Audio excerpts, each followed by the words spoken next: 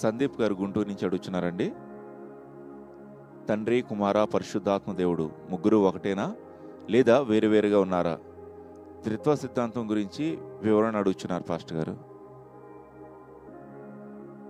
తత్వ సిద్ధాంతం అనేది ఏం లేదు. అయితే God the Father, God the Son, God the Holy Spirit, తండ్రి అయిన దేవుడు, కుమారుడైన దేవుడు, పరిశుద్ధాత్మ దేవుడు ఉన్నారు. ఓకే, దేవుడు ఒక్కడేనంటే ఒకడే దేవుడు.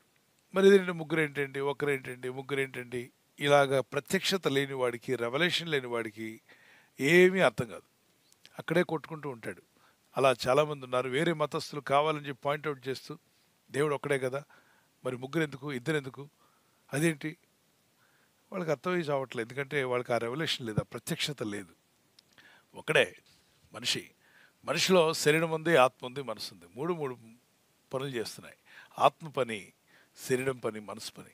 అయినా కూడా ఒక వ్యక్తే.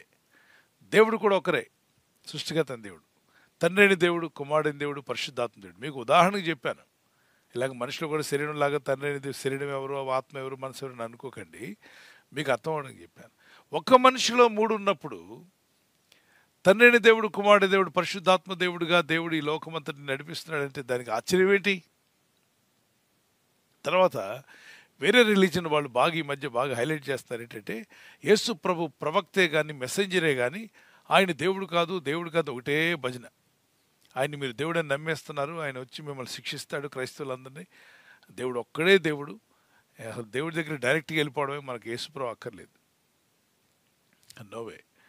యేసు ద్వారా తప్ప ఎవడును పరలోక రాజ్యానికి వెళ్ళలేరు. ఆయనే మార్గం, సత్యం, జీవం. యేసుక్రీస్తు ప్రభువారు దేవుని కుమారుడుగా మానవులకు, మనుషులైన మనందరినీ పరలోక రాజ్యం చేర్చుట కొరకే ఆయన లోకానికి వచ్చి రక్తం కాల్చి ప్రాణం పెట్టాడు. యేసు ప్రభువారి గురించి వాగ్దానాలు ఎక్కడ ఉన్నాయి?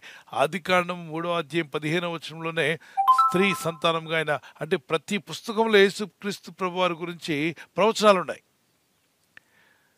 మలాకీ గ్రంథం ఆఖరి గ్రంథం కదా, పాత నిబంధనలో 39వ పుస్తకం. నీతిశూరుడుగా యేసు ఈ లోకానికి వస్తున్నాడని మీకాలో ఉంది. ప్రతి గ్రంథం కూడా యేసును గురించే మాట్లాడింది. యేసు ప్రభు రాబోతున్నాడు, ధర్మశాస్త్రం ఉన్నా నెరవేర్చలేకపోతున్నావా, యేసు వచ్చే దేవుడే మానవుడిగా రాబోతున్నాడు, కృప పొందుకుంటారు. సో మత్తయి సువార్తలో ప్రభు రావడం జరిగింది. వీళ్ళలో చాలామందికి అభ్యంతరం ఏంటంటే, యేసు దేవుడు కాదండి, దేవుడిని మొక్కొద్దు. ఆయన ఎవరికో ప్రార్థన చేసినప్పుడు, ఆయన ఎవరికి చేశారో ఆయనకే మనం చేద్దాం డైరెక్ట్గా. మనం యేసుప్రభు వారు ఎవరికి ప్రార్థన చేశారు, ఆయన కన్నీళ్ళు గార్చారు, ప్రార్థించారని ఉంది కదా. మరి యేసుప్రభు వారు ప్రార్థన చేసి ఎవరికి చేస్తుంటారు? తండ్రి అయిన దేవునికి.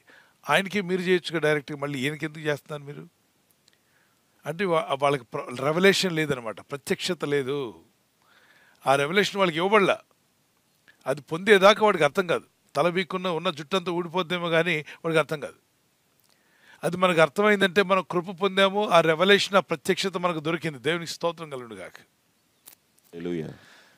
ఏంటా ప్రత్యక్షత అంటే, మొదటి మనుషుడైన ఆదాము వలన మానవులందరిలోనికి పాపం వచ్చేసింది. మళ్ళా మనలో నుండి పాపం తీయాలంటే ఒక మనిషి రూపంలోనే ఒక వ్యక్తి రావాలి. ఆ వ్యక్తి పరిశుద్ధుడై ఉండాలి, దేవుడై ఉండాలి, అసలు ఏ పాపం లేనివాడై ఉండాలి. ఏ పాపం లేనివాడు దేవుడు ఒకడే. ఆ దేవుడు మానవుడిగా రావాల్సిందే. వచ్చి ఈ పాత నిబంధనలో ఉన్న ఆజ్ఞలన్నీ నెరవేర్చిన రక్తము నెరవేర్చాలి. నెరవేర్చిన తర్వాత ఆ రక్తము సిలువలో మానవుల కొరకు చిందించాలి. అప్పుడు ఈ పాత నిబంధన నెరవేర్చలేని మనమంతా కూడా పరలోకం చేరడానికి అవకాశం ఉంటుంది. లేదంటే అందరికీ నరకాగ్నిగుండమే. ఈ నరకాగ్నిగుండం నుండి తప్పించడానికి యేసునాథుడు మొదటి ఆదాము అందరిలోకి పాపం తెస్తే, రెండవ ఆదాముగా, అంటే ఆఖరి ఆదాముగా యేసు ప్రభువారు వచ్చి ఓ పర్ఫెక్ట్ యేసు ప్రభువారి యొక్క రక్తమును మనకు చిందించిన ద్వారా. ఇప్పుడు ఒక మాట చెప్తాను, మీరు ఇంటికి అంటే ప్రేరణ ఎంత చదవండి. రోమపత్రిక 5వ అధ్యాయం 12, 13, 14 వచ్చిన 15 వరకు. అంటే రోమపత్రిక 5వ అధ్యాయం 12 వచ్చిన నుండి 19 వచ్చిన వరకు. ఒక మనుషుని ద్వారా లోకంలోనికి పాపం అంతా ప్రవేశించింది, ఒక మనుషుని యొక్క అవిధేయత వల్ల. మరొక వ్యక్తి యొక్క విధేయత వల్ల పాపం తీసివేయబడిందండి. విధేయత తీసుకొచ్చింది యేసు ప్రభువారు. అవిధేయుడుగా ఉన్నవాడేమో ఆదాము. మనమంతా ఆదాము పిల్లలమే, మనుషులందరూ. కానీ పాపంలో ఉన్నాం, సస్తే పాతాళానికి పోతాం. కాబట్టి మనం దేవుని పిల్లలుగా మారాలి. దేవుని పిల్లలుగా మారాలంటే మన స్థానం మరొకరు తీసుకోవాలి. అందుకే యేసు ప్రభువారు దేవుని కుమారుడు, అలాగే మనిషి కుమారుడు అని పిలువబడ్డాడు. అసలు మనిషి కుమారుడు ఎలా అవుతాడు? మన స్థానాన్ని ఆయన తీసుకున్నాడు కాబట్టి మనకు మనిషి కుమారుడుగా పిలువబడ్డాడు. ఆయన రక్తం కాచి ప్రాణం పెట్టి మరణించి ఇప్పుడు మనుషులందరికీ పరలోక రాజ్యం ఇస్తున్నాడు. ఆయన ప్రార్థన చేశాడు కదా తండ్రి అయిన దేవునికి. ఏ స్థానంలో చేసేది? నీ స్థానంలో, నా స్థానంలో మనం ఎలా ప్రాధాయపడతామో ఆ స్థానంలో ఉన్నాడు కాబట్టి ఆయన మనిషిగా ప్రార్థించాడు తండ్రి అయిన దేవునికి. మరి ఆయన దేవుడు అయినప్పుడు ఆయన ఎందుకు ప్రార్థన చేస్తాడు? ఈ రెవల్యూషన్ ప్రత్యక్షత లేనివాడికి పిచ్చెక్కుతుంది, అర్థం కాదు. ఆదాము వల్ల మనందరికీ అంటుకుంది పాపశాపాలు. వాటి నుండి విడిపించాలంటే పర్ఫెక్ట్ మ్యాన్ రావాలి. పర్ఫెక్ట్ మ్యాన్, 100% మ్యాన్, ఏ పాపం లేనివాడై ఉండి ఆయన తండ్రి అయిన దేవుడు ఎలా కోరుతున్నాడో అలా ప్రార్థన చేయాలి. అతను తండ్రి అయిన దేవుడు ఎలా బతకమంటున్నాడో అలా బతకాలి. చూపులో పాపం లేకుండా, మాటలో పాపం, క్రియలో పాపం, ఆ విధంగా 100% హోలీ పర్సన్ ఆయన రక్తం కరిస్తే తప్ప, బలి అయితే తప్ప మానవాళికి విడుదల లేదు. ఇదే యేసుప్రభువు వారు చేశారు. చేసి ఆయన పరమందున్న దేవుని ఎద్దుకు, అంటే మరి ఆయన తండ్రి ఎద్దుకు వెళ్ళారంటే మన పక్షంగా ఆయన అక్కడ ఉన్నాడు. మరి యేసుప్రభువు వారు ఏమన్నారు? యోహాను సువార్త 14:6, 7, 8 నేను నా తండ్రియు ఏకమై ఉన్నామన్నాడు. నేను నా తండ్రియు ఏకమై ఉన్నాం. అయితే యేసుప్రభువు వారు లేరా? ఉన్నారు. తండ్రి అయిన దేవుడు ఉన్నాడు, ఆయన ఉన్నారు. పరిశుద్ధాత్ముడు, ఎస్. మరి దేవుడు ఒక్కడేనా? అద్వితీయ దేవుడు, అవును ఒక్కడే. అదే ముగ్గురు అంటున్నారు, ఒకరు అంటున్నారు. శరీరం, ఆత్మ, మనసు మనుషులు లేవా? ఉన్నాయి. మరి మనిషి ముగ్గురా, ఒకరే? Okay, God bless you. ఇది మీకు తండ్రి, కుమార, పరిశుద్ధాత్మ గురించి ఒకరైనా లేదా ముగ్గురా అన్నది PJ Steven Paul and YouTube ఛానల్లో 3215 3215 అని టైప్ చేయండి. టైప్ చేస్తే మీకు ఆ మెసేజ్ వస్తుంది, అది పూర్తిగా వినొచ్చు. God bless you.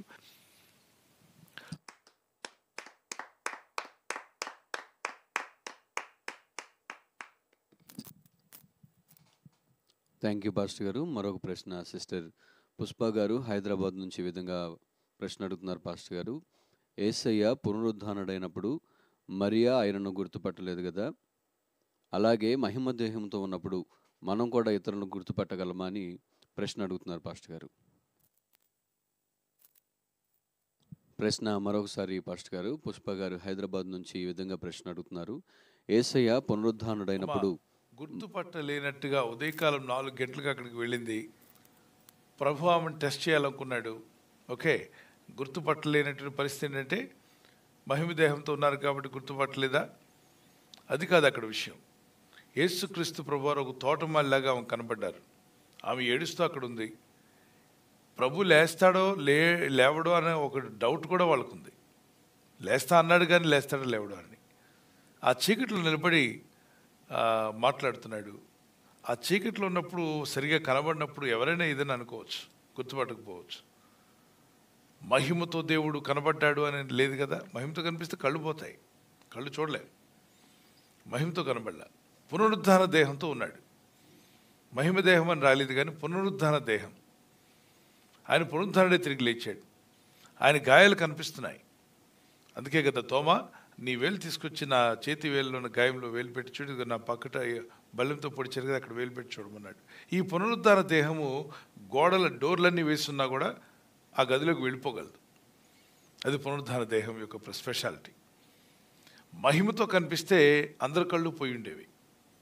మనం వెల్డింగ్ చేస్తున్న మహిమే చూడలేంగా. వెల్డింగ్ చేస్తున్నప్పుడు ఆ వెల్డింగ్ రాడ్ యొక్క వెళ్తురే మనం తట్టుకోలేము మన కళ్ళు. అందుకే గ్లాస్ పెట్టుకొని చేస్తుంటాడు వెల్డింగ్. దేవుని మహిమను చూసి ఎవరు బతకగలం చెప్పండి? కాబట్టి మహిమ దేహం కాదు, పునరుద్ధాన దేహము. ఆ చీకట్లో కనబడలేదు కాబట్టి ప్రభు మాట్లాడుతుండగా ఆ మాటలు గుర్తుపెట్టింది ఆవిడ. అప్పుడు రబ్బూని అని పిలిచింది. తర్వాత యేసయ్య తన శిష్యులతో కూడా కనబడ్డాడు. 500 మందితో కనిపించాడు 40 రోజుల్లో. 500 మధ్యలో ప్రభు కనబడ్డాడు. 11 మార్లు కనిపించాడు. ఆ తర్వాత ప్రభు ఆరోహణుడై వెళ్ళాడు. ఓకేమా. ఆ తర్వాత మేఘాలు ఆయన కమ్ముకున్నాయి. ఆ తర్వాత మేఘాల్లోకి వెళ్ళిపోయాడు, పరలోక రాజ్యం చేరుకున్నాడు. మరలా వచ్చేటప్పుడు మహిమతో రాబోతున్నాడు.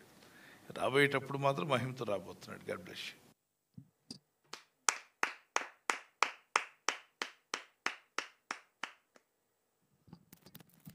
థ్యాంక్ యూ పాస్టర్ గారు. తర్వాత ప్రశ్న బ్రదర్ రాజు గారు కాకినాడ నుంచి ఈ విధంగా అడుగుతున్నారండి. మనిషిని దాడి చేయడానికి సాతానికి ఎంతవరకు అవకాశం ఉంటుందని సహోదరుడు ప్రశ్న అడుగుతున్నారండి. సాతానుడు దాడి చేయడానికి దేవుడు పర్మిషన్ ఇచ్చేస్తే, పర్మిషన్ అంటే అందరం చంపి తీసుకొచ్చామంటే మొత్తం రోజుకు ఒక 1000 మంది ఏంటి 1 కోటి మంది తీసుకెళ్ళిపోతాయి. దేవుని బిడ్డలారా, సాతానుడు భూమి మీద మనుషుల్ని శోధిస్తాడు, బాధిస్తాడు, వేధిస్తాడు, కానీ ప్రాణం తీయడానికి మాత్రం వాడి చేతుల్లో లేదు. కనుక మనుషులైన మనం పర్మిషన్ ఇస్తే వాడు ప్రాణం తీయవచ్చు. కాబట్టి మనం పర్మిషన్ ఇవ్వకుండా చూసుకోవాలి. తర్వాత యేసుక్రీస్తు గురించి, యేసు రక్తం గురించి పాటలు పాడినా, ప్రభు రక్తాన్ని ఉచ్చరించినా, పుడక మీ ముందు ప్రభుత్వంలో ప్రార్థన చేసుకుని మీ హృదయం ప్రభుకి ఇచ్చారా? మీ హృదయంలో ప్రభు ఉన్నాడా? అయితే ఏ దురాత్మలు మీ ఎదుగు రాలేదు. మీరు గద్దించండి, అపవాదిని ఎదిరించండి, దేవుని వాక్యంకు లోబడండి. అపవాదిని ఎదిరించిన వాడు మీ ఎదురు నుండి పారిపోతాడని రాయబడింది యాకోబు పత్రిక 4:7 వచనంలో.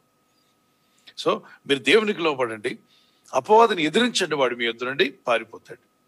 లూకాసు 10:19 వచనంలో, ఏది మీకు ఎంత మాత్రము హాని చేయదు, శత్రుబలం అంతటి మీద నేను మీకు అధికారం ఇచ్చిన్నాను అన్నాడు. రోమపత్రిక 8:1 క్రీస్తు యేసునందున్న వారికి ఏ శిక్షా విధి లేదు, ఏ శిక్ష విధి లేదు. మీరు జయిస్తారు. మీరు ధైర్యంగా ఉండాలి. గద్దించండి, దురాత్మలను, దైవాత్మలను గద్దించండి. మార్కు సువార్త 16:17 నా నామలో మీరు దయ్యాలను వెళ్ళగొట్టునన్నాడు. మత్తయి సువార్త 10:1-10 వరకు, లూకా 10:1-10 వరకు దయ్యములను వెళ్ళగొట్టమన్నాడు. అధికారం ఇచ్చాడు దాని శిష్యులకి. మీకు అధికారం ఉంది. మీరు ప్రభులో లేకపోతే దురాత్మలను బాధించవచ్చు, వేధించవచ్చు, కీడు చేయొచ్చు, రకరకాలుగా చేస్తుంటాయి. మనశ్శాంతి లేకుండా చేస్తాయి. మీరు ప్రభునందు ఉన్నట్లయితే వాక్యం దేవుని స్తుతించండి, ప్రార్థన చేయండి, యేసు రక్తం గురించి పాటలు పాడండి. మీరు భయపడనక్కర్లేదు. కొన్ని మార్లు దేహంలో మార్పులు వచ్చినప్పుడు కూడా ఏదో కూర్చున్నట్టు, ఏదో మిమ్మల్ని అదివినట్టు అనిపిస్తుంది. అది సైంటిఫిక్గా వాళ్ళు చెప్తారు. కొన్ని మార్లు దురాత్మలే రావచ్చు, వాటిని గద్దించండి, అవి వెళ్ళిపోతాయి. అయితే ఇంట్లో ఏదో దెయ్యం ఉంది, ఇల్లు మారాలి, వాస్తు బాగాలేదు, ఇంట్లో ఎవరో చనిపోయారట ఇంతకుముందు, ఆ చనిపోయిన ఆత్మ వస్తుందట, ఇవన్నీ డొల్ల మాటలు. అవి నమ్మి మోసపోకండి. ఇల్లు మారినాకల్లా యేసుక్రీస్తుని బాగా ప్రభుని ప్రార్థించి స్తుతించి ఆరాధించగలిగితే దెయ్యాలు పారిపోతాయి. కాబట్టి అంటే వెలుగు వచ్చిన దగ్గర చీకటి పారిపోతుంది, కానీ చీకటిని చూసి వెలుగు పారిపోతా?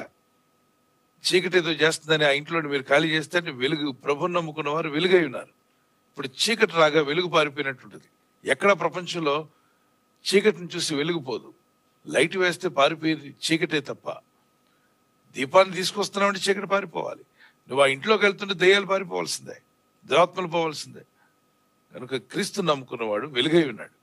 యేసయ్య ఏ విధంగా వెలుగై ఉన్నాడు, ఆ వెలుగు మనకు కూడా ఇచ్చాడు. మత్తయి సువార్త 5:14-15-16 మీరు ఈ లోకానికి వెలుగై ఉన్నారన్నాడు. అది నమ్మండి, విశ్వసించండి, ప్రార్థించండి. ప్రభు సరిగా ప్రార్థనలో లేకపోతే ఇలాంటి భయాలన్నీ వస్తుంటాయి. మంచిగా ప్రార్థనలో దేవుని వాక్యం ధ్యానిస్తూ స్తుతిస్తూ ప్రభుని మహింపరిచే వారికి ఏ కీడు జరగదు. దేవుడే కాపాడుతాడు మిమ్మల్ని. 91వ కీర్తన. God bless you.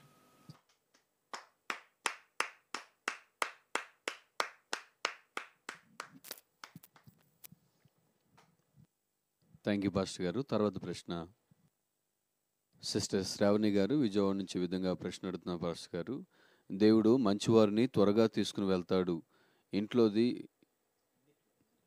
దీనిలో ఎంతవరకు నిజం ఉందని ప్రశ్న అడుగుతున్నారు పాస్టర్ గారు. ఈ మాటలు, ఇట్లాంటి మాటలు మనం నమ్మవచ్చా అని కూడా ప్రశ్న అడుగుతున్నారు పాస్టర్ గారు. దాన్ని అన్ని చోట్ల అప్లై చేయడం కావద్దమ్మా.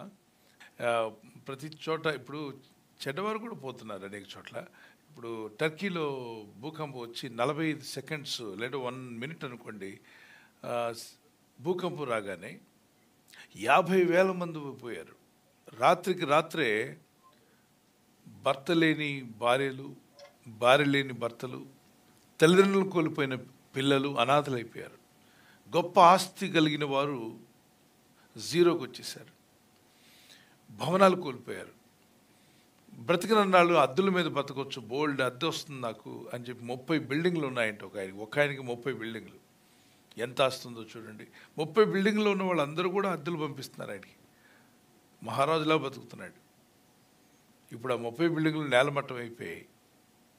బ్రతికి బట్టగట్టాడు కానీ తినడానికి ఏమీ లేదు. ఎవరో రొట్టెలు ఇస్తే తీసుకొని తింటున్నాడు. దరిద్రుని అయిపోయాను 40 నిమిషాల్లో. అంటే ఒక నిమిషంలో భూకంపానికి నేను దరిద్రుని అయిపోయాను. కాలరాత మారిపోయిందా? మనుషుల జీవితాలు ఇంత ఇంత చిన్నపాటివా? మానవ జీవితం నీటి బుడగ వంటిదా? ఒక్క నిమిషంలో అంత తారుమారైపోయిందా?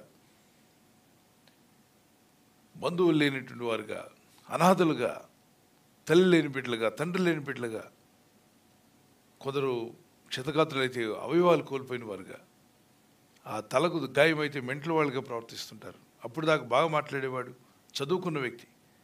ఏంటి లోకంలో మానవ జీవితం? అందుకే దేవుడు అంటాడు, ఇంతలో కనబడి అంతలో మాయమైపోయి ఆవిరి వంటిది. రేపటి దినం గురించి మీరు అతిశయపడొద్దు. మీరు ఈ లోకంలో యాత్రికులు, పరదేశులు అన్న విషయాన్ని మర్చిపోతున్నారు. మనుషులందరూ కూడా మర్చిపోతున్నారు. ఏంటంటే ఈ లోక బిజీలో పడి ధన సంపాదించడం తప్పు కాదు. 6 రోజులు కష్టపడమని దేవుడే చెప్పాడు. 6 రోజులు కష్టపడండి, 7వ రోజున విశ్రాంతి తీసుకోమన్నాడు. అంటే బాడీకి రెస్ట్ ఉండాలి. కొంతమంది రెస్ట్లెస్గా పనిచేస్తామంటారు. నాకు తెలిసిన ఒక అతను ఒక్కరోజు కూడా రెస్ట్ తీసుకునేవాడు కదా, ఆదివారం కూడా పనిచేసేవాడు. మంచివాడు, ఏ అలవాటు లేదు ఆయనకి. భార్య బిడ్డలను మంచిగా చూసుకుంటాడు. కానీ ఉద్యోగంలో 4 ఉద్యోగాలు చేస్తాడంటే తాను చేస్తున్న పనే కాకుండా 4 రకాల విషయాల్లో అతను సంపాదన కొరకు చాలా ఆతురపడి చేస్తూ ఉండేవాడు. అంత శ్రద్ధ భక్తితో తన ఉద్యోగాలు చేస్తూ డబ్బు బాగా సంపాదించాడు. ఎక్కడ రెస్ట్ లేకుండా రెస్ట్లెస్గా చేసేవాడు. రాత్రి 12కో ఏమో ఇంటికి వచ్చేవాడు. సరిగా నిద్ర ఉండేది కాదు. మళ్ళీ తెల్లారి 4 గంటలకు లేచి వెళ్ళిపోయాడు. ప్రార్థన కోసం కాదు, పని, డబ్బు సంపాదించాలి. 4 రకాల పనులు బాగానే సంపాదించాడు. కానీ లోకాన్ని వదిలిపెట్టి వెళ్ళిపోయాడు. మానవ దేహానికి దేవుడు ఒక టైం పెట్టాడు. ఇప్పుడు మరి కారు కానీ వెహికల్ కానీ ఇంత దూరం ప్రయాణం చేశాక ఆగాలని ఉంటుంది. దానికి రెస్ట్ ఉండాలి, కూలింగ్ సిస్టమ్ ఉండాలి. అది ఎంత దూరం ఒక్కసారి స్టార్ట్ చేస్తే ఎంత దూరం అది వెళ్ళాలో దాని యొక్క కెపాసిటీ దాని మీద రాసి పెడతారు. అలాగే బాడీని దేవుడు చేసినప్పుడు మానవ దేహానికి దేవుడు ఒక కెపాసిటీ పెట్టాడు. 6 రోజులే కష్టపడుతుంది ఈ బాడీ. 7వ రోజున రెస్ట్ ఇవ్వాలి దానికి. అందుకే వారం అనేది ప్రపంచం అంతా ఇప్పుడు క్యాలెండర్లో నెలకి 4 వారాలు అనేది బైబిల్ చెప్పిందే. దేవుడైన ప్రభు చెప్పినదే ప్రపంచం అంతా పాటిస్తుంది. First week, second week, third week, fourth week అని. అసలు వీక్కి 7 days అని ఎవరు చెప్పారు? ఏ గ్రంథంలో ఉంది? పరిశుద్ధ గ్రంథమైన బైబిల్లో ఉంది. ప్రపంచంలో ఎన్నో గ్రంథాలు ఉన్నాయి. కానీ వారానికి 7 రోజులు ఎందుకు రావాలి? 3 రోజులు రావచ్చుగా, 8 రోజులు రావచ్చుగా. So God is the one who put the dates. ఆ యొక్క దాన్ని బట్టి అంటే 6 దినాల్లో దేవుడు సృష్టిని ముగించి 7వ దినమున విశ్రాంతి తీసుకున్నాడు. ఆ సిస్టమే ఫాలో అవుతుంది ప్రపంచం అంతా. నమ్మినా నమ్మకపోయినా, నమ్మని వారు కూడా వారానికి 7 రోజులు అంటున్నారు, 8 రోజులు అంటలేదు. So one day we must take rest. The body needs rest, your heart needs rest, liver needs rest, kidneys need rest. మన కిడ్నీలకి, లివర్కి, అవయవాలకు దేవుడు కలుగు చేసిన ఈ యొక్క బాడీలో ఉన్న ప్రతి ఆర్గానికి ఒక రెస్ట్ అనేది కావాలంట. ఆ రోజు కూడా నేను కష్టపడతానంటే దాని ఆయుష్ను మనం కట్ చేస్తున్న వాళ్ళు అవుతున్నాం. అంటే దేవుని ఆజ్ఞ అతిక్రమిస్తున్నామా? 7th day అడ్వెంటిస్టులు ఉంటారు. వాళ్ళు పాత నిబంధనను పాటిస్తుంటారు, మనం పాటించనక్కర్లేదు. వాళ్ళు శనివారమే ఆరాధన అంటారు, ఆదివారం చేయరు. కానీ బైబిల్లో పాత నిబంధన చెప్పినట్టుగా శనివారం రోజున ఏ పనికి వెళ్ళరు. లైట్ వేస్తే ఆఫ్ చేయరు, ఆఫ్ చేస్తే ఆన్ చేయరు. శుక్రవారం రోజున లిఫ్ట్ కూడా ఎక్కరు వాళ్ళు. అంటే శుక్రవారం నుండి శనివారం సాయంత్రం వరకు, శుక్రవారం సాయంత్రం 6 నుండి శనివారం సాయంత్రం 6 వరకు. అలాగే బైబిల్లో మొదట్లో దేవుడు ఆదాముకు చెప్పినటువంటి ఏవైతే తినమన్నాడో వాటిని ఎక్కువగా, వెజిటేబుల్స్ ఎక్కువ తినేవాళ్ళు ఉన్నారు. వాళ్ళలో 90-100 years బతికిన వాళ్ళు కూడా ఎక్కువ మంది ఉన్నారు. అంతే 7th day వాళ్ళ ఫుడ్ కూడా పాటించవచ్చా అని చెప్పి అంటే 7th day వాళ్ళ ఫుడ్ కాదు, బైబిల్ చెప్పిన ఫుడ్డే. బైబిల్లో ఉన్నదాన్ని వాళ్ళు తీసుకున్నారు. మనం 7th day మారనక్కర్లా. మనం ఆదివారం ప్రార్థనలో ఉందాం, ఆదివారం రెస్ట్ తీసుకుందాం. ఆదివారం కూడా పరుగులు తీయొద్దు. దేహానికి రెస్ట్ అవసరం అన్నాడు కాబట్టి రెస్ట్ ఇవ్వండి. చాలామంది 7 రోజులు రెస్ట్ ఇచ్చి 1 రోజు పని చేస్తారు. అది రివర్స్ అనమాట. వాడు 7 రోజులు ఏ పని చేయరు, 1 రోజు మాత్రం 1 రోజు పని చేసి 7 రోజులు రెస్ట్ తీసుకుంటారు. వాళ్ళకి మళ్ళీ జబ్బులు వస్తాయి, అనారోగ్యాలు వస్తాయి, బలహీనతలు వస్తాయి. మీరు జపాన్లో ఉన్నారు. జపాన్లో చాలామంది యాక్టివ్గా పనిచేస్తూనే ఉంటారు. స్త్రీలు, పురుషులు అందరూ పనిచేస్తుంటారు. మీకు తెలుసు, ఎక్కువగా జపాన్లో ఎక్కువ వృద్ధులు ఎక్కువ అని చెప్పన్నారు. వృద్ధాప్యం అంటే వాళ్ళు పోలేదు కాబట్టి ఉన్నారు. 100 ఏళ్ళు దాటినా కూడా వృద్ధుల సంఖ్య ఎక్కువ ఎక్కడ ఉన్నారంటే జపాన్లో ఉన్నారు. ఎందుకని 100 ఏళ్ళు దాటిన వాళ్ళు జపాన్లో ఎందుకున్నారంటే వాళ్ళు తినేటప్పుడు 60% 80% తింటారంట. మనం కడుపు నిండా తినడం అనే మాట వాళ్ళు తీసుకోరు. మనకి ఇక్కడ కడుపు నిండా తినడం, బిర్రుగా తినడం అని చెప్పి మాట్లాడుతుంటారు. కానీ అక్కడ ఆ మాట వాళ్ళు తీసుకోవట్లే. వాళ్ళు సీ ఫుడ్ తీసుకున్నా, నాన్ వెజిటేరియన్ తీసుకున్నా, ఏది తీసుకున్నా దే టేక్ ఎంత అవసరం అంత తీసుకుంటారట అని విన్నాం సర్వేలో కూడా.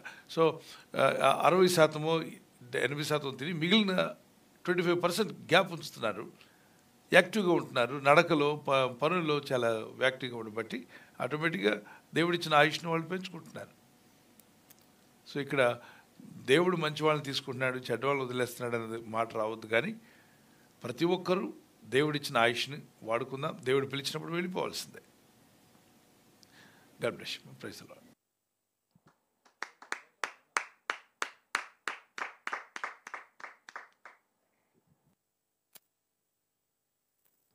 థ్యాంక్ యూ పాస్టర్ గారు. బ్రదర్ అనిల్ గారు రాజమండ్రి నుంచి అడుగుతున్నారు, చిన్న వయసులోనే మరణాలు ఎందుకు వస్తున్నాయి అని సహోదరుడు ప్రశ్న అడుగుతున్నారండి.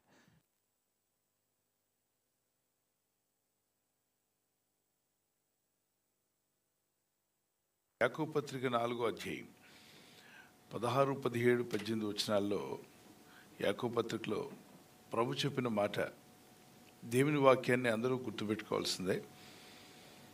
మనమంతా అన్నాడు అంటే యాకోబు భక్తుడు తనతో కూడా కలుపుకొని చెప్పాడు.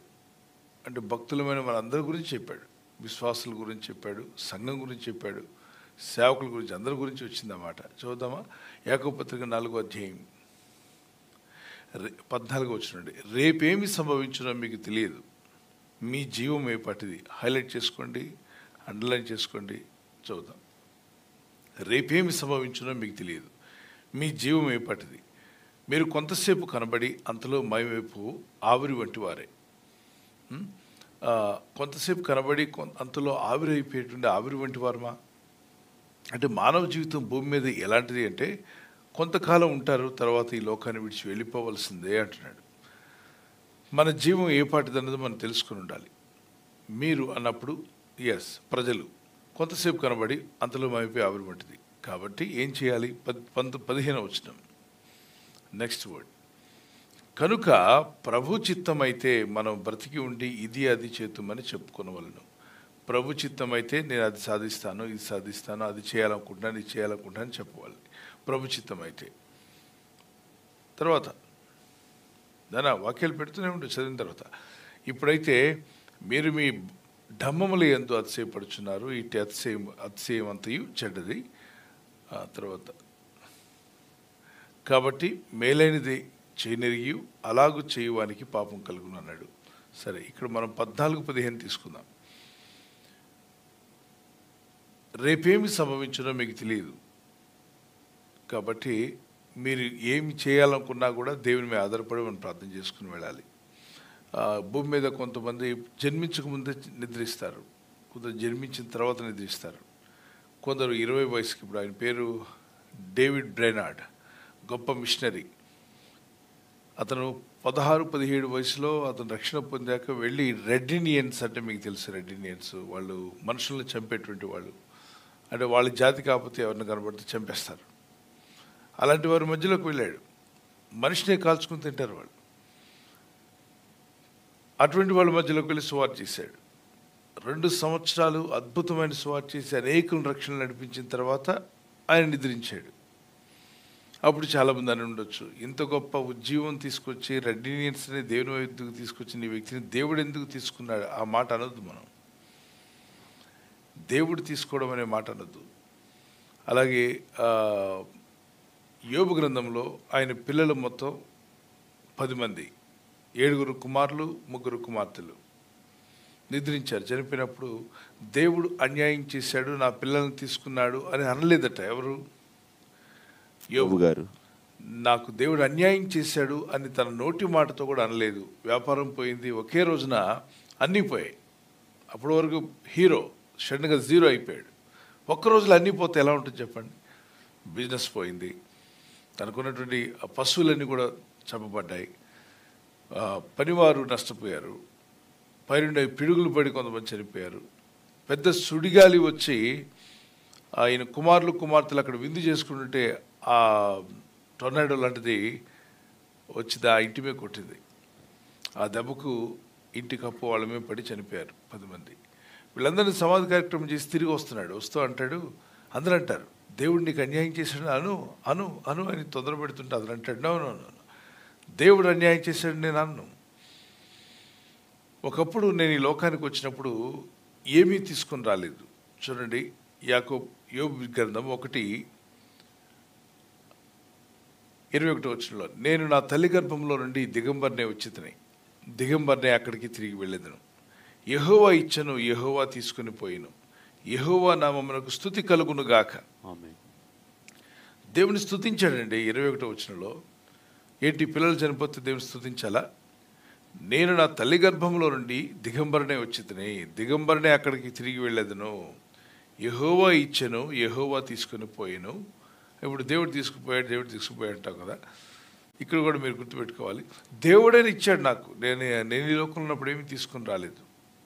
ఈ ఆస్తిపాస్తులు ఇవన్నీ కూడా దేవుడు ఇచ్చినవి. అంటే దేవుని కృప వల్ల, దేవుని దయ వల్ల నేను కష్టపడితే నా కష్టార్జితం దీవించబట్టి దేవుడు ఇచ్చాడు. యెహోవా నామమునకు స్తుతి కలుగును గాక, దేవుని స్తుతించాడు. 22 ఈ సంగతులలో ఏ విషయం అందును యోబు ఏ పాపము చేయలేదు, దేవుడు అన్యాయం చేసినని చెప్పలేదు. ఓకే, సో దేవుని బిడ్డలారా గుర్తుపెట్టుకోండి, ఈ లోకంలో జీవిస్తున్నప్పుడు ఆరోగ్యం దేవుడు మనకి ఇచ్చినప్పుడు దాన్ని కూడా ఒక పద్ధతిలో మనం పెట్టుకోవాలి. ఈ మధ్య చాలామంది యవన బిడ్డలు చనిపోవడం మనం చూస్తున్నాం. ఎక్కడ బయట స్పోర్ట్స్లో కావచ్చు, జిమ్లో కావచ్చు, తర్వాత ఆరోగ్యంగా ఉన్నవాళ్ళే పిట్టలు రాలిపోయినట్టు రాలిపోతున్నారు. వాళ్ళు చాలా ఆరోగ్యవంతులు, ఇంకా వయసు ఉంది, ఏజ్ ఉంది, చదువుకున్న వాళ్ళు, చదువు లేనివారు, యవనస్తులు, దేహదారుఢ్యం గలవారు, ఇంత అన్ని ఆరోగ్యంగా ఉండి ఎలా ఆగిపోతున్నారు? హార్ట్ అరెస్ట్ అని చెప్పి అంటున్నారు కొందరు, మరి గుండె ఫెయిల్ అయిందని చెప్పి అంటున్నారు. ఈ కరోనా వచ్చి పోయిన తర్వాత ఇవి ఎక్కువగా అవుతున్నాయని చెప్పి అంటున్నారు. మరి వ్యాక్సిన్స్ 2 వ్యాక్సిన్స్ తీసుకున్న తర్వాత కూడా కొంతమంది పోతున్నారని చెప్తున్నారు. వ్యాక్సిన్ మీద నేరం మోపాలా లేదంటే వ్యాక్సిన్ మీద పెద్ద దాడి జరుగుతుంది. అమెరికా లాంటి దేశంలో కూడా ఈ వ్యాక్సిన్ ఇవ్వకముందు బాగానే ఉన్నాం, వ్యాక్సిన్ అంటే అంత పూర్తిగా బ్లైండ్గా చెప్పడానికి లేదు. దాన్ని ఇంకా రీసెర్చ్లో వాళ్ళు వెతుకుతున్నారు, తెలుసుకోవడానికి ప్రయత్నం చేస్తున్నారు. ఏది ఏమైనా వ్యాక్సిన్ వల్ల ఆ వ్యాక్సిన్ పడకో, లేకపోతే అది హార్ట్ నరాలు వీక్ చేస్తుందో, లోపల ఉన్నటువంటి భాగాలు ఏమవుతున్నాయి మొత్తం రీసెర్చ్లో బయటకు వస్తాయని. Let is not judge early, మనం త్వరగా దాన్ని జడ్జిమెంట్ చేయొద్దు. కానీ అనేక మంది మాత్రం వ్యక్తపరుస్తున్నారు, రకరకాల మాటలు వస్తూ ఉన్నాయి. మనుషుల యొక్క ఆరోగ్యాన్ని మనుషులు పాడు చేసుకునే అవకాశం ఉంది, మనమే పాడు చేసుకునే అవకాశం ఉంది. ఆరోగ్యాన్ని సరిగా ఉంచకపోతే అది పాడయ్యే అవకాశం ఉంది. కొన్ని సందర్భాల్లో నిద్రించుట, ఈ లోకాన్ని వదిలిపోవడం అనేది ఖాయం. మనుషులందరూ గుర్తుపెట్టుకోవాలి, ఈ లోకంలో ఉన్నప్పుడే మనం దేవుని మార్గంలో జీవించాలి, చేయగలిగింది చేయండి. రేపటి దినం గురించి అతిశయపడొద్దని బైబిల్ వాక్యంలో సామెత 1-2 వచనాల్లో రేపటి గురించి మనం ఏం చేయొద్దంట, అతిశయపడొద్దు. రేపనే రోజు రాబోతుంది, రేపటి దినం గురించి అతిశయపడకము. ఏదో చేయాలని, మనం ఏదో చేయబోతున్నాం ఆశ ఉండొచ్చు, ప్రార్థన చేయండి. మనం బ్రతికి ఉంటే ఇది అది చేతుమని అనుకోవాలి. యాకోబు పత్రికలో ఆ మాట మిస్ అయ్యాం, అది కూడా చదువుతాం. యాకోబు పత్రిక ఇది చదివిన తర్వాత కంప్లీట్ చేద్దాం. కనుక ప్రభుచిత్తం అయితే మనం బ్రతికి ఉండి ఇది అది చేతుమని చెప్పుకోనవలెను. ఇప్పుడు 27 సామెతలోకి వెళ్దాం. సామెత 27:1-2 వచనాల్లో రేపటి దినమును గురించి ఇది అందరికీ అవసరమైంది కాబట్టి దీన్ని కొంచెం మాట్లాడుతున్నాను, అందరూ విందాం. రేపటి దినం గురించి అతిశయపడకము, ఏ దినమున ఏమి సంభవించునో అది నీకు తెలియదు. Boast not thyself of tomorrow, for thou knowest not what a day may bring forth. ఎటువంటి దినంలో ఏది జరుగుతుందో నీకు తెలియదు, కాబట్టి బోస్టింగ్ వద్దు అంటున్నాడు. ప్రార్థన చేయొచ్చు, దేవుని చిత్తమైతే నేను అలా చేయాలనుకుంటున్నాను, ఇలా చదవాలనుకుంటున్నాను, ఆ దేశం వెళ్ళాలనుకుంటున్నాను, ఈ పని చేయాలనుకుంటున్నాను, దేవుని చిత్తమైతే ఈ మందిరం ముగించాలనుకుంటున్నాం, కట్టాలనుకుంటున్నాము, పరిచర్య చేయాలనుకుంటున్నాం. దేవుని చిత్తమైతే ఎస్, ఎందుకంటే భూమి మీద మనం అంతా జీవిస్తున్నాం. ఈ భూమి మీద ప్రాణం పోవడానికి 3 రకాలైన విషయాలు చెప్పొచ్చు. ఒకటి, మనం తీసుకునే ఆహార పదార్థాలు సరిలేనప్పుడు, ఆరోగ్యాన్ని సరిగా మనం నిలబెట్టుకోలేనప్పుడు, దానికి అంటే నా ఇష్టమైనవి నేను తింటా అనే వాళ్ళు కొందరు ఉంటారు. మనకి ఇష్టం లేని కూడా తినాలి కొన్ని విషయాలు ఆరోగ్యం కోసం. జ్వరం ఉన్నవాడికి నేను చాక్లెట్ లాంటి తీయని ట్యాబ్లెట్ వేసుకుంటానంటే జ్వరం పోదు. జ్వరం పోవాలంటే వాడు ఇచ్చే ట్యాబ్లెట్ చేదుగా ఉంటుంది. చేదుగా ఉన్నా వేసుకోవాలి. ఏమండి ట్యాబ్లెట్ చాలా చేదుగా ఉంది అంటే లోపల ఉన్న జబ్బు పోవడానికి చేదుగా ఉందని వేసుకోవాలి. కొన్నిసార్లు చేదు కూరలు తినమంటాడు బైబిల్లో. చేదు కూరలు తినమని నిర్గమాకాండంలో చెప్తాడు 12-13 అధ్యాయంలో. మీరు తినేటువంటి ఆహారంతో పాటు చేదును కలుపుకొని తినమన్నాడు. చేదు కలుపుకుంటే ఎలా తింటాం చేదు కూర? మరి కాకరకాయ కూర అంటే ఎంతమందికి ఇష్టం ఉండదు. చేదు అనేది మనిషి యొక్క లివర్ మీద అయితే పనిచేస్తుంది, అది ఉపయోగపడుతుందని చెప్పి అంటారు. అని చెప్పి రోజు చేదు తినమంటలేదు, కానీ అప్పుడప్పుడు కొన్నిసార్లు మనకి ఇష్టమైన వాటిని ప్రేమిస్తూ ఇష్టమైన వాటిని తింటూ ఉంటాం. మరి విపరీతమైనటువంటి ఆయిల్స్, బ్యాడ్ ఆయిల్స్ చాలా ఉన్నాయని, వెజిటేబుల్ ఆయిల్స్ వాడకూడదని, రకరకాల ఆయిల్స్ ఈ భూమి మీద మనం వాడే వాటిలో కొన్ని మనిషి దేహానికి హాని చేస్తున్నాయని చెప్పి కూడా మనం వింటున్నాం. ఆ రాత్రే వారి అగ్ని చేత కాల్చబడిన ఆ మాంసమును పొంగని రొట్టెలను తినవలను, చేదు కూరలతో దాన్ని తినవలను. 12:8 చదువుతున్నాను. నిర్గమాకాండం 12:8. ఆ రాత్రియే వారు అగ్ని చేత కాల్చబడిన మాంసం అంటే నిప్పుల మీద వేసి కాల్స్తారు కదా, అది పొంగని రొట్టెలను తినవలను, చేదు కూరలతో దాన్ని తినవలను. చేదు కూరలనే ఆకుకూరలు కొన్ని ఉంటాయి, చేదుగా ఉంటాయి, వాటిని కలుపుకొని తింటారు. సో ఇది ఏమైనా దేవుడు మేలు కోసమే చెప్తాడు. మన ఆరోగ్యం, మనం చేదు కూర అనేసరికి మన నోటికి ఇష్టం ఉండదు, అయినా కూడా మన దేహానికి ఏది అవసరమో దాన్ని తీసుకోవడానికి ప్రయత్నం చేయండి. మన నోటికి రుచికరమైనది అది దేహానికి హానికరంగా ఉండొచ్చు. అనేక విషయాలు, స్వీట్ చాలా రుచికరంగా ఉంటుంది, తాగుబోతుకి మందు చాలా రుచిగా అనిపించవచ్చు. అలాగే డ్రగ్స్ కానీ మరి ఖైనీ కానీ వాడే వాళ్ళకి అవి అనిపించవచ్చు, కానీ అవి హాని చేస్తాయి. ఇప్పుడు మీకు ఒక ప్రశ్న ఏంటంటే, చెడ్డవాళ్ళు చాలామంది భూమి మీద ఉన్నారు కదా, వాళ్ళు పోకుండా మంచివాళ్ళు పోవడం ఏంటని. ఇక్కడ పోతున్నారా ఉంటున్నారా అనే దానికంటే ఎలా బతుకుతున్నాము, ఎలా జీవిస్తున్నాము, మనకు దేవుడిచ్చిన సమయాన్ని ఎలా వాడుకుంటున్నాము అన్నది దేవుడు లెక్కలో తీసుకుంటాడు. ఒకళ్ళు ముందుగా వెళ్ళారనుకోండి, ఆయన ఈ పాపలోకంలో కంటే కూడా ప్రభువు ఏర్పాటు చేసిన అద్భుతమైన లోకానికి ముందుగా చేరుకున్నారు. అక్కడ పరిశుద్ధులను కలుస్తారు. అక్కడికి వెళ్ళినప్పుడు ప్రభు కూడా అడుగుతాడంట, ఏంటి నువ్వు వెళ్ళాలనుకుంటున్నావా, ఇక్కడ ఉండాలనుకుంటున్నావా అని.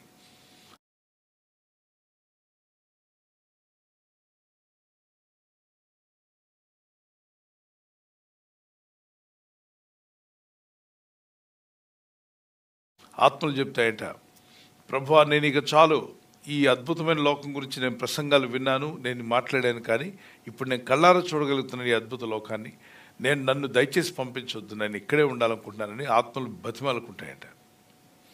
నువ్వు వెళ్ళాలనుకుంటున్నావు, ఉండాలనుకుంటున్నప్పుడు ఆత్మలు ఉండాలని ఆశపడుతున్నాయి, ఎక్కడ వెళ్ళిపోయిన దగ్గర. ఇది అపోస్తలుడైన పౌలు అంటాడు, బ్రతుకుట క్రీస్తే, చావైతే లాభం అన్నాడు. బ్రతికితే క్రీస్తు కొరకు జీవిస్తాను, చావైతే చనిపోతే ప్రభు యొద్దకు వెళ్ళి నాకు అది లాభం, నేను ప్రభుతో కూడా ఉండగలుగుతున్నాను. మరి దేవునితో ఉండేటువంటి గొప్ప భాగ్యంగా భావించాడు. కనుక ఈ రోజుల్లో దేవుడు మనకి ఎంత టైం ఇస్తే అంత టైంలో సేవ చేయడం, పరిచర్య చేయడం, దేవునికి ఇష్టంగా బతకడం. ఆత్మలకు ఎంత సేవ చేయగలరో చేయండి, సంఘానికి ఎంత చేయగలరో చేయండి, మీ కుటుంబానికి ఏం చేయగలరో చేయండి, మీ కొరకు ఏం చేయగలరో చేసుకోండి. మేము నిన్ను వల్ల నీ పొరుగువాడిని ప్రేమించమన్నాడుగా.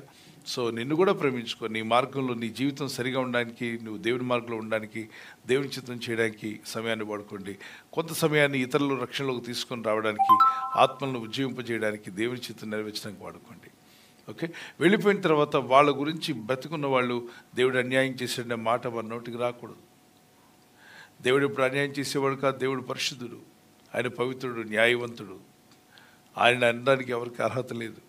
ఈ లోకంలో భూమి మీద మనుషులు వస్తున్నా వెళ్ళిపోతున్నారు. నీటి బుడగలు చూడండి, చక్కగా మెరుస్తూ మంచిగా కనిపిస్తే పుటక్కను పేలిపోతుంది దాని టైం రాగానే. ఒక అతను నేరస్తుడు, 90 ఏళ్ళు బతికాడు, 90 ఏళ్ళు పైనే ఆ జైల్లో బతికాడు, ఘోరమైన నేరస్తుడు. కానీ ఏం ఉపయోగం ఉంది చెప్పండి? ఆయన బతికిన నాళ్ళు అతనికి కీడు చేసుకున్నాడు, ఇతరులను కీడు చేశాడు. మరి అలాంటి వాళ్ళు ఉన్నచ్చినప్పుడు భక్తులు ఎందుకు వెళ్ళిపోతున్నారు అంటే, భక్తులను దేవుడు కోరుకుంటే వెళ్ళిపోవాల్సిందే. ఆయన దేవుడైన ప్రభు గార్డెనర్. అంటే ఉదాహరణకు అనుకుందాం, మీరే ఒక గార్డెనర్ అనుకుందాం. మీ యొక్క పొలంలో చాలా అద్భుతమైన ఫ్లవర్స్ కుండీలన్నీ పెట్టారు, చాలా ఫ్లవర్స్ని పెంచుతున్నారు. అద్భుతమైన అంటే ఈ పూల మొక్కలు బాగున్నాయి. వాటిలో కొన్ని మొక్కలు మీరు పెకలించి ఒక కుండీలో పెట్టి తీసుకెళ్ళి మీ ఇంటి దగ్గర పెట్టుకున్నారు. అప్పుడు మేము మిమ్మల్ని ప్రశ్నించుతూ రోజు రోడ్లో వెళ్తున్నప్పుడు చక్కగా పూల మొక్కలు ఉండేవి, ఎందుకు తీసుకెళ్లారు ఈ పూల మొక్కని అని అంటే అతను ఏమంటాడు, నేను పొలం ఓనర్ని, ఈ మొక్క నా దగ్గర ఉండాలి నేను ఆశపడ్డా మా ఇంట్లో, కాబట్టి పొలంలో ఉంచకుండా నా ఇంటికి తీసుకెళ్ళాను, నా గార్డెన్లో పెట్టుకున్నాను. నా ఇంటి దగ్గర ఒక గార్డెన్ ఉంది, దీనికన్నా అద్భుతమైన గార్డెన్ పెట్టా, ఇది పొలంలో వాటిని పెంచా, ఇప్పుడు వీటిలో కొన్నిటిని నా గార్డెన్లో పెట్టాలనుకుంటున్నాను అని చెప్పి దాన్ని పగిలించి తీసుకెళ్ళాడు. అప్పుడు మనం బాధపడవచ్చు, ఫోటో తీసుకుందామని వచ్చామండి, ఎప్పుడు ఆ చెట్టు బాగా మంచి పూలతో ఉండేది, దాని పక్కన సెల్ఫీ తీసుకుందామని వచ్చాను, సడన్గా చూస్తుంది లేదు, దాన్ని తీసేసారేంటి అంటే దాని టైం వచ్చింది కాబట్టి దాన్ని నేను తీసుకువెళ్ళి ఇంటి దగ్గర పెట్టుకున్నాను, పూలకుండీలో పెట్టాను. మరి మేము చూడడానికి అవుతుందా? మీరు ఎప్పుడో మీకు టైం వచ్చినప్పుడు మీరు కూడా చూద్దరు, కానీ అప్పటి వరకు అది నా ఇంటి దగ్గర ఉంటుంది. ఇంకొక మొక్కను కూడా ఏదో ఒక రోజు తీసుకువెళ్తాను. సో ఈ పొలం, భూమి అనే పొలంలో దేవుడు పూల మొక్కలుగా మనందరినీ నాటుకున్నాడు. మనకిచ్చిన పని ఉన్న సమయంలో పూలు కాసే చెట్టుగా ఉంటే పూలు ఫలించండి, అంటే పూలు పూయాలి. ఫలాలు ఇచ్చే చెట్టుగా దేవుడు మనం పెట్టుంటే ఫలాలు కాయాలి. ఏ చెట్టుగా పెడితే ఆ చెట్టు పని చేయాలి. ఆ చెట్టుని తీసుకువెళ్ళి తన ఇంటి దగ్గర పెట్టుకుంటే అక్కడ ఏం చేయాలో ఆయన ఇచ్చిన పని చేయాలి. సో ఈ దేహము, ఈ ఆత్మ, మనస్సు అనేటువంటి మూడు కూడా దేవుడిచ్చినవే కాబట్టి ఆయనకి సర్వాధికారాలు ఉన్నాయి, ఆయన్ని మనం ప్రశ్నించలేము. అయితే మనకు బాధ ఉండొచ్చు, వేదన ఉండొచ్చు, ఈ వ్యక్తి బతికుంటే ఇంకా బాగుండేది, ఈ వ్యక్తి జీవించుంటే ఇంకా బాగుండేది, ఈ సేవకుడు ఇంకా బ్రతికుంటే ఎంత బాగుండేది, ఆ సేవకురాలు లేకపోతే ఆ సహోదరుడు జీవించుంటే ఇంకెంతో సాయంగా ఉండేవాళ్ళు కదా. 3 విషయాల్లో ఏదో ఒకటి సంభవించి ఉండొచ్చు. దేహం విషయంలో వారు నిర్లక్ష్యంగా నేను ఉండుండొచ్చు. రెండవది, ఈ లోకంలో వారు జీవిస్తున్నప్పుడు, ఈ లోకాన్ని అంటే మనం జీవిస్తుండగా అనేక రకాలైనటువంటి వైద్యాలు మనం చేసుకుంటున్నాం.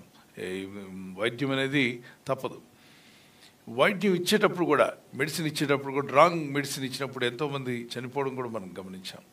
అక్కడక్కడ మెడిసిన్ రివర్స్ అవ్వడం, రియాక్షన్ అవ్వడం, ఒళ్ళంతా దద్దుర్లు చేయడం, ఏదో తలనొప్పి కోసం ట్యాబ్లెట్ వేసుకుంటే ఒళ్ళంతా కూడా, చర్మం అంతా కూడా దద్దుర్లు వచ్చి బాధపడిన వాళ్ళు ఉన్నారు.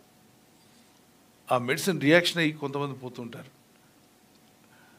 ఎవరో ఒక వ్యక్తి చెప్పిన మాట ఏంటంటే, అనేక మందిని చంపిన తర్వాత ఒక డాక్టర్ అవుతారంట అని చెప్పి డాక్టర్లందరూ అనడానికి లేదు, కానీ తెలుసు తెలియక వాళ్ళు ఇచ్చే కొన్ని వైద్యాలు, జూనియర్లుగా ఉన్నప్పుడు వాళ్ళు ఇచ్చిన వైద్యాలు తేడా చేసి కూడా కొంతమంది పోతుంటారని చెప్పి డాక్టర్ల మీదకి వెళ్ళకండి, వాళ్ళు చాలా అవసరం సమాజానికి, వాళ్ళ కోసం ప్రార్థన చేస్తున్నాం, వారే లేకపోతే ఈ రోగులందరినీ ఎవరు చూసుకుంటారు చెప్పండి. సో డాక్టర్లు అక్కడక్కడ కొన్ని సందర్భాల్లో ఇవ్వాల్సిన డోస్ కన్నా ఎక్కువ ఇచ్చినప్పుడు కానీ, రాంగ్ మెడిసిన్ ఇచ్చినప్పుడు కానీ, వెరీ రేర్గా జరుగుతుంటుంది, ప్రాణాలు పోతుంటాయి ట్రీట్మెంట్ సరిగా అందినప్పుడు. Doctor treats but God heals అని, దేవుడే స్వస్థపరచాలని దేవుడి మీద ఆధారపడి ముందుకు వెళ్దాం. ఒక డాక్టర్ గారు చెప్పారట, అయ్యా ఎలా ఉన్నాడు పేషెంట్ అని అంటే, ఆపరేషన్ ఎలా జరిగిందంటే, operation success but patient died అన్నాడంట. ఆపరేషన్ అయితే సక్సెస్ అయింది, పేషెంట్ మాత్రం వెళ్ళిపోయాడు అని చెప్పాను. మరి సక్సెస్ఫుల్గా మీరు చేసినప్పుడు పేషెంట్ ఎందుకు వెళ్ళిపోయాడంటే, కొన్నిసార్లు అలా జరుగుతుంటాయని, కొన్ని సందర్భాలు. సో ప్రతిదాన్ని మనం తీసుకువెళ్ళి దేవుడు అన్యాయం చేసేయండి మాట అనకూడదు. ప్రార్థన చేసుకోండి, సర్వాధికారాలు దేవునికి ఉన్నాయి, మనకు దేవుడిచ్చిన అవకాశాన్ని మనం వాడుకోవాలి. మూడవది, దేవుని చిత్తానికి మనం ఒప్పుకోవాలి, దేవుని చిత్తానికి లోబడమే. మనం ఏ నాటికైనా ప్రభు పిలిచినప్పుడు వెళ్ళిపోవాల్సిన వారం కాబట్టి సిద్ధంగా ఉందాం. God bless you. మిమ్మల్ని దీవించగా.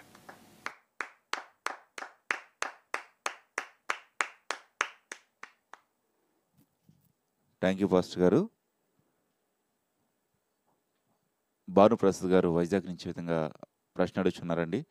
దేవుడు నిజంగా ఉంటే ఆయన ఈ ప్రపంచాన్ని మొత్తం మార్చివేయచ్చు కదా అని సహోదరు ప్రశ్న అడుగుతున్నారండి.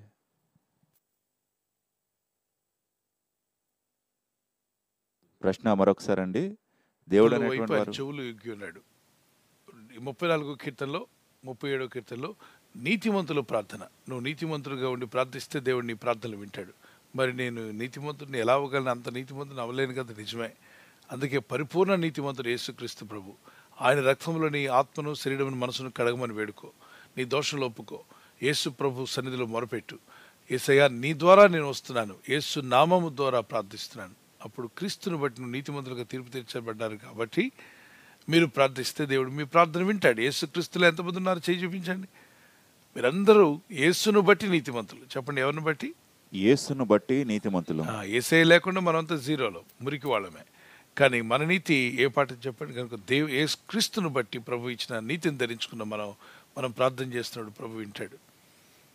దేవుడే ఉంటే ఇలా మార్చిపడేయచ్చు కదండి. మళ్ళీ రక్షణ ఎందుకు, మారుమనసు పొందడం ఎందుకు? ఒకవేళ నేను చెప్తాను, మీ నాన్నగారు జడ్జి అనుకో. జడ్జి అంటే న్యాయం తీర్చే వ్యక్తి. నువ్వు తప్పు చేసావు, నేరం చేసావు, ఎవరినో చంపేశావు. మీ నాన్నగారు జడ్జి గారు కదా, న్యాయాధిపతి. అప్పుడు ఆ కోర్టులో కేసు వచ్చింది. మీ నాన్నే కదా, మీ నాన్న న్యాయాధిపతి కదా, కోర్టు అంతటికి ఆయన అధికారి కదా. ఆయన ఏది చెప్తే అదే కదా చెల్లుబాటు అవుతుందిగా. కాబట్టి మా కొడుకు మీద ఉన్న కేసును నేను కొట్టేస్తున్నాను అన్నాడు అనుకో, మీ నాన్న ఏమవుతాడు? న్యాయవంతుడా అన్యాయవంతుడా? అన్యాయవంతుడండి. గడి చెప్పాలి. అన్యాయవంతుడు. న్యాయవంతుడా? న్యాయవంతుడండి. ఆ మాట వినబట్ల అన్యాయవంతుడు. అన్యాయవంతుడు అవుతాడు. న్యాయవంతుడైతే న్యాయంగా తీర్చాలి. కొడుకుని చూసుకోకూడదు, కుమారుడిని చూడకూడదు. వాడు చంపాడు కనుక ఖచ్చితంగా వీడికి కూడా మరణశిక్ష వేయాల్సిందే. నాన్న ఏంటిది అన్యాయం? నేను నీ కొడుకున్నానా, ఒకే ఏకైక కొడుకు అయితే మాత్రం నువ్వు తప్పు చేస్తేనే ఊరుకుంటానా? నేను ఇతరులకు ఏ తీర్పు తీర్చానో నీకు కూడా అదే తీర్పు వస్తుంది. అలాగే మనమంతా కూడా పాపులు. రోమపత్రిక 5:13 రోమపత్రిక 5:19 ప్రకారంగా ఒక మనిషిని బట్టి మనమంతా కూడా పాపులు. ఒక మనిషిని అవిధేయతను బట్టి అందరు లోకంలో పాపం వచ్చింది, అందరిలో పాపం ప్రవేశించింది.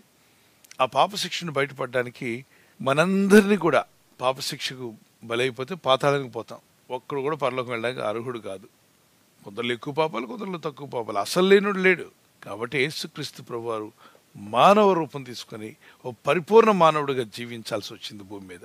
పరిశుద్ధమైన మానవుడిగా, ఒక్క మాటలో, చూపులో, వినికిడిలో, పంచేంద్రియాల్లో ఒక్క పాపం లేకుండా, స్వప్నాల్లో కూడా పాపం లేకుండా, ఊహల్లో పాపం లేకుండా, తలంపుల్లో పాపం లేకుండా. మరి మనలాంటి బాడీ పట్టుకున్నప్పుడు అనేక శోధనలు వస్తుంటాయి, అనేక శోధనలు వస్తాయి. వచ్చిన వాటన్నిటికి కూడా లోబడకుండా రిజెక్ట్ చేసి పరిపూర్ణ పర్ఫెక్ట్ మ్యాన్ భూమి మీద 33.5 సంవత్సరాలు జీవించాక ఆ మానవ జాతి యొక్క పాప శాపములన్నీ ఒక పాత్రగా ఆయన మీద తల మీద పోయబడ్డాయి. అందుకే నీ పాత్ర నిశ్చితంగా దూరపరచు, నిశ్చితమైతేనే నిశ్చితమే సిద్ధించును కాక అంటాడు. మనుషుల యొక్క పాప శిక్ష అంతా శాపము పాపము ఒక పాత్రగా ప్రభు తల మీద కుమ్మరించబడగా, నా తండ్రి నేల చేయి విడిచితో అంటాడు. అంటే శరీరమునకు ఉన్నటువంటి, అంటే అంత హోలీ బాడీలో ఉండాల్సినటువంటి ఆ పరిశుద్ధాత్మ, లేకపోతే ఆ దేహముతో ఉన్నటువంటి ఆ బంధము క్యాన్సిల్ అయిపోయింది. ఎందుకో తెలుసా? మన పాపాలు ఆయన మీద పోయబడ్డాయి. అందువల్లనే ప్రభుకు మనమంతా దేవుని కుమారులు అవ్వడానికి ఆయన మనిషి కుమారుడు అయ్యాడు. యేసుప్రభు మనిషి కుమారుడు అని రాయబడింది బైబిల్లో. ఆయన మనిషికి పుట్టినాడు కాదుగా. మరి మనిషి కుమారుడు ఎందుకు వచ్చిందంటే మానవ జాతి యొక్క మన స్థానంలో ఆయన మరణించి ఆయన స్థానం మనకి ఇచ్చాడు. కాబట్టి ఈరోజు దేవుని బిడ్డలారా, దేవుని ప్రజలారా అంటున్నాం. ఎలా? మన దేవుని బిడ్డలమా, దేవుని ప్రజలమా, దేవుని కుమారులారా, దేవుని కుమార్తె. ఎలా అయ్యారు మీరు దేవుని కుమారులు? మీ నాన్నగారి పేరేంటి అడిగితే మీరందరూ మానవ పిల్లలే. కాబట్టి దేవుని పిల్లలకి ఎలా మార్చబడ్డాం? ఇదిగో ఇక్కడ ట్రాన్సాక్షన్ జరిగింది. ఏంటి?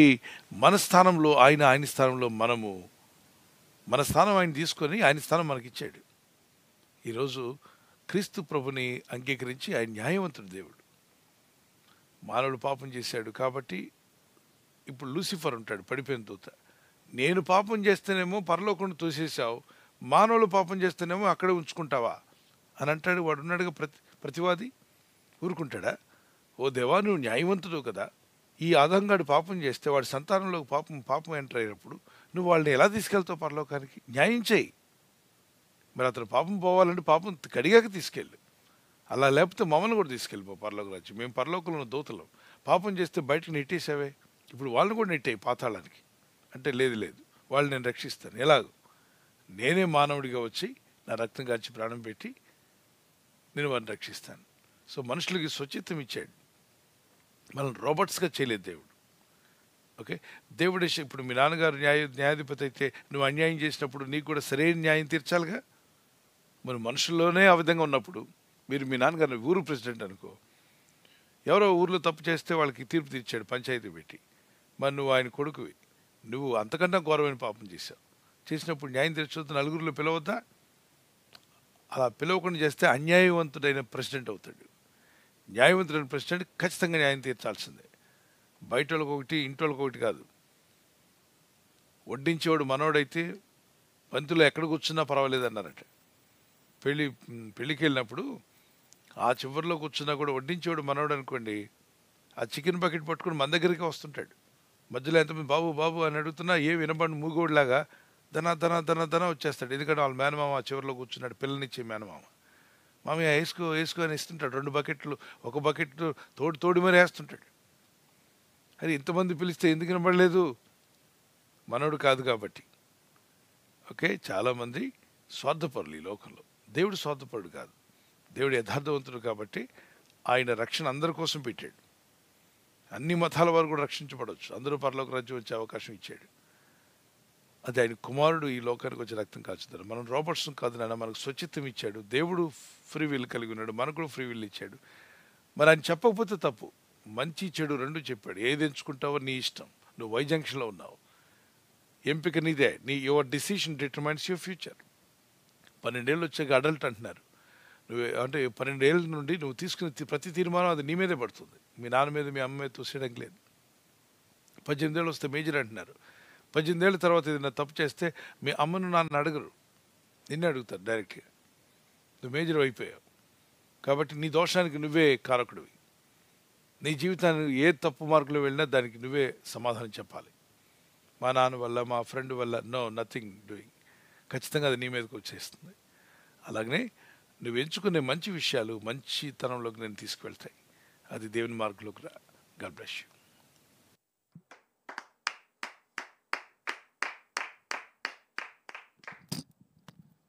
థ్యాంక్ యూ పాస్టర్ గారు. తర్వాత ప్రశ్న సిస్టర్ కృపా గారు కాకినాడ నుంచి ఈ విధంగా ప్రశ్న అడుగుతున్నారు పాస్టర్ గారు. మత్తయి సువార్త 10వ అధ్యాయము 34 వచ్చిన వాక్య ప్రకారం, నేను భూమి మీదకు సమాధానమును పంపవచ్చునని తలంచుకుడి, ఖడ్గమునే గాని సమాధానమును పంపుటకు నేను రాలేదు. ఈ యొక్క వాక్య వివరణ అడుగుతున్నారు పాస్టర్ గారు. ఎగ్జాక్ట్లీ దీని గురించి చాలాసార్లు చెప్పానమ్మా. దేవుని యొక్క వాక్యం ఎంతో స్పష్టంగా ప్రభు చెప్పాడు. ఖడ్గం అనే హెబ్రీ పత్రిక 4:12 చదవండి. ఖడ్గం అంటే ఏంటి? దేవుని వాక్యము ఎటువంటి ఖడ్గం కంటే పొదునైనది. ఎందుకనగా దేవుని వాక్యము సజీవమై బలం గలదై 2 అంచులు గల ఎటువంటి ఖడ్గము కంటే, ఇక్కడ మీరు హైలైట్ చేసుకోండి, ఖడ్గము కంటే వాడిగా ఉండి ప్రాణాత్మలను, కీళ్లను, మూలుగను విభజించినంత మట్టుకు దొరుచు హృదయం యొక్క తలంపుల్లోనూ ఆలోచనలను పరిశోధించున్నది. సో యేసుక్రీస్తు ప్రభు వాక్యమై కదా ఉన్నారు. ఆదియందు వాక్యం ఉండిన వాక్యం దేవుడి యొద్ద, ఆ వాక్యమే దేవుడై ఉన్నాడు. ఆయన కృపాసత్య సంపూర్ణుడుగా, ఒక వెలుగుగా మానవ జాతిని రక్షించడానికి ఈ లోకానికి వచ్చాడు. సో ఆయన వాక్యమును పంపిస్తున్నాడు. ఆయన నోట నుండి వాక్యం ఖడ్గం బయలుదేరిందని మరి రెవల్యూషన్లో కూడా మనం చూస్తాం. ప్రకటన గ్రంథం 1వ అధ్యాయంలో ఆయన నోట నుండి వచ్చేది వాక్యం. అది ఖడ్గం అన్నప్పుడు వాక్యం. ఖడ్గం ఛేదిస్తుంది. వాక్యం కూడా చీకటిని, వెలుగును వేరుపరుస్తుంది. దేవుని వాక్యానికి ఆ శక్తి ఉంది. అందుకే ప్రభు అంటున్నాడు, నేను ఖడ్గమనే పంపించవచ్చుని. అయితే ఒకరింట్లో ఒకరి విరోధంగా ఒకరు మారుతారు. ఎందుకు అవుతారు? మీకు ఎగ్జాంపుల్ చెప్తాను. ఇప్పుడు సత్యము అసత్యం ఒకటేనా చెప్పండి? కాదండి. మైక్ ఉన్నవారు మాట్లాడండి. సత్యము అసత్యం ఒకటేనా? ఒకటి కాదు పాస్టర్ గారు. వెలుగు చీకటి ఒకటి కాదండి. న్యాయము అన్యాయము ఒకటి కాదండి. మంచి చెడు ఒకటి కాదు కదా. అంటే ఇవి విభజించబడాల్సిందే ఎప్పటికైనా. సో యేసుక్రీస్తు ప్రభు ఈ లోకానికి నేను వెలుగుగా వచ్చినాను. I M the light of the world అన్నాడు. John chapter 1:5 and John chapter 9:5, John chapter 8:12, యోహాను సువార్త 8:12 వచనం, యోహాను సువార్త 9:5 వచనం, యోహాను సువార్త 1వ అధ్యాయం 5వ వచనంలో ఆయన వెలుగుగా వచ్చాడు. అంటే చీకటి వేరైపోయింది. ఇప్పుడు ఇంట్లో ఉన్నారు, నలుగురు ఉన్నారు. ఏంటి? అత్తకు విరోధంగా కోడలేంటి, కోడలికి విరోధంగా అత్త ఏంటి, లేకపోతే కుమారుడికి విరోధంగా తండ్రి ఏంటి, ఎందుకు అలా అవుతారంటే చెప్తాను. ఇప్పుడు నలుగురు ఉన్నారు. వాళ్ళు క్రీస్తుని ఎరగని వారు. యేసుక్రీస్తు ప్రభు వెలుగై ఉన్నాడు. ఇందులో ఒక వ్యక్తి యేసుక్రీస్తు ప్రభువును రక్షకుడిగా నమ్మాడు, అంగీకరించాడు. తమ్ముడు అంగీకరించలేదు. అన్నదమ్ములు ఇద్దరు ఇంతకుముందు కలిసి సినిమాలు చూసేవారు. సినిమాల్లో ఏముంది? కామ, క్రోధ, మద మత్సరాలు. కామం చుట్టూ సినిమా తిరుగుతుంటుంది. ఆ పాటలన్నీ కామ పాటలే. ఆ, మదవెక్కిన మాటలు, క్రోధం కలిగిన మాటలు, చంపుకోవడాలు, వైలెన్స్ అన్ని కూడా. సో ఇప్పుడు ఆ అన్న ఎవరైతే రక్షించబడ్డాడో తనకి ఇప్పుడు ఆ సినిమాలు చూడాలని మనసు లేదు, ఆ మందు తాగాలనిపించట్లేదు. ఇప్పుడు తన రక్షణలోకి, ఆ వెలుగని తనలోకి వచ్చినప్పుడు ఏది వ్యర్థమైంది, ఏది వ్యర్థం కానిదో, ఏది తన ఆత్మకు అవసరమో, ఏది తన ఆత్మకు అవసరం లేదో గుర్తించి వాటి నుండి వేరైపోయాడు. సో ఇద్దరు టీవీలో వాక్యం వస్తుంది, ఓ పక్కన సినిమా వస్తుంది, ఓ పక్కన వాక్యం వస్తుంది. అన్న ఏమంటాడు చెప్పండి? నాన్న నేను వాక్యం వినాలి, నువ్వు వాక్యం మార్చుకు, వాక్యం అదే ఛానల్లో ఉంచమని. తమ్ముడు కానీ లేకపోతే ఆ ఇంట్లో రక్షింపబడిన తండ్రి కానీ ఉంటలేదు. వాళ్ళు ఏమంటారు? నో నేను సినిమా చూడాల్సిందే, ఈ సినిమా చూడాలి, నాకు దయచేసి నాకు ఖచ్చితంగా నువ్వు నా ఇబ్బంది పెట్టద్దు అని చెప్పంటే ఇద్దరి మధ్యలో అక్కడ ఏమైంది? పెనుగులాట అయిందిగా. ఆ రిమోట్ దగ్గర కూడా పెనుగులాట వచ్చింది. అరే ఎందుకు నా చూసి ఇన్నాళ్ళు చూసావు కదా, ఏం నేర్చుకున్నావు చెప్పు, దాని నుండి ఏమొచ్చింది నీకు? రోజు రోజుకి హృదయాన్ని అంధకారంతో నింపుకోవడం తప్ప ఆ సత్యమైన మార్గంలో రావడానికి ఏమైనా ఉపయోగపడ్డాయా? అవసరం లేని ఎందుకు చూస్తామని. అత్త కోడలేని అంతే. కోడలు రక్షించబడింది అనుకోండి, లేదంటే అత్త రక్షించబడితే కోడలకు విరోధంగా ఉంటుంది, సీరియల్ చూడాలంటుంది. ఒకరు రక్షింపబడిన వారు సీరియల్ కోసం రిమోట్ మనం గొడవ పెడితే, అదే టైంలో వాక్యం వస్తుంది, వాక్యం విందాం, ఇంటికి మేలు, కుటుంబానికి మేలు, ఇంట్లో వాళ్ళంతా మారుతారు, రక్షించబడతారని రక్షించబడిన వ్యక్తి అంటున్నారు. సో ఇద్దరి మధ్యలో పెనుగులాట ఎందుకు వచ్చింది? ఖడ్గంను పంపించాడు దేవుడు. ఏంటి ఆ ఖడ్గం? చీకటిని ఎవరైతే నమ్ముతారో ఆ వ్యక్తిలో ఉన్న చీకటిని వెళ్ళగొట్టే ఖడ్గం ఆ వ్యక్తి హృదయంలోకి వచ్చింది. ఈ ఖడ్గం అనే దేవుని వాక్యం వచ్చినప్పుడు ఇది అలా ఖాళీగా కూర్చోదు, కానీ దీని ఫలాన్ని తీసుకొస్తుంది. విత్తబడిన విత్తనం ఏ విధంగా అయితే ఫలమిస్తుందో, అది చెట్టుగా మొక్కగా ఎదిగి తర్వాత వృక్షంగా మారుతుందో, దేవుని వాక్యం వ్యర్థంగా పోదు. దేవుడైన ప్రభు మనకిచ్చినటువంటి ఆ వాక్యం ఏదైతే ఉందో అది వెలుగును తీసుకొస్తుంది మనుషులకి. ఆ వ్యక్తికి అక్కడ నుండి దేవునితో కనెక్ట్ అవుతాడు తప్ప లోకంతో కనెక్ట్ అవ్వడానికి మానేస్తాడు, డిస్కనెక్ట్ అవుతాడు లోకంకి. అని చెప్పి పనులు మానేసి మనం వెళ్ళిపోము, పనులు చేస్తూ ఉంటాం. ఈ లోకంలో మనం మెట్రోలో ప్రయాణం చేసిన, ఆటోలో, బస్సులో, ఎక్కడ ప్రయాణం చేసినా మన చుట్టూ రక్షించబడలేని వాళ్ళు చాలామంది ఉంటారు. అయితే మన ఆత్మ వాళ్ళతో ఏకీభవించట్లా. ఇప్పుడు బార్బర్ షాప్కి వెళ్ళినప్పుడు పాస్టర్ గారు కావచ్చు, విశ్వాసులు కావచ్చు, మంచి ఆత్మీయులైన వారు కూడా వారి తల ఇవ్వాలి. ఎవరికి? బార్బర్కి. ఆయన కట్ చేస్తూ ఉంటాడు. కట్ చేసే టైంలో తల కింద కనమంటాడు, సైడ్ కనమంటాడు, వెనక్కి తిరగమంటాడు, కొంచెం వెనక్కి కనమంటాడు. అంటే పలు విధాలుగా తల తిప్పినా అతను అన్యుడే. అతను సిగరెట్ తాగుతుంటాడేమో, అతను మందు తాగే వ్యక్తి ఏమో, ఒక వ్యభిచారేమో. మరి ఈ సేవకుడు కానీ ఈ ఆత్మీయుడు అక్కడికి వెళ్ళి కూర్చొని అతనికి తల ఇవ్వడం ఏంటి? దైవజనుల చేతుల నుంచి ప్రార్థన చేయాల్సిన తల మీద లోకానుసారంగా మారు మనసు లేకుండా రక్షణ లేని ఒక వ్యక్తి తన చేతులు అతని తల మీద ఉంచాడుగా, 2 చేతులు ఉంచాడు. అంతా అయిన తర్వాత కొన్నిసార్లు వాళ్ళు మరి తల మీద సరిచేసి ఆయిల్ కూడా రాస్తుంటారు కొన్నిసార్లు. మరి ఇదేం ఆయిల్ ఇది? ఇదేమన్నా అనాయింటింగా? బార్బర్ అనాయింటింగ్ ఉంటుందా?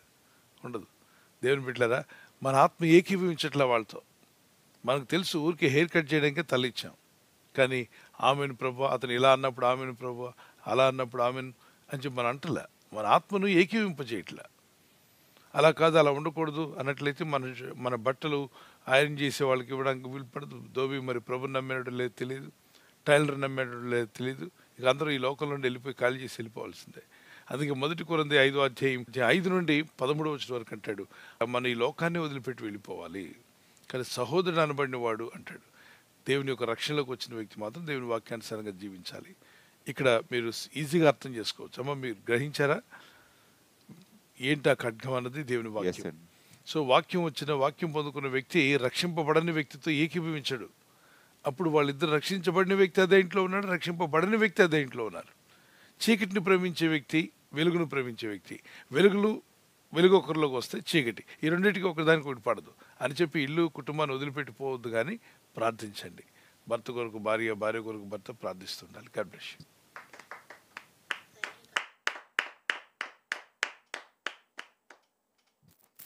థ్యాంక్ యూ పాస్టర్ గారు.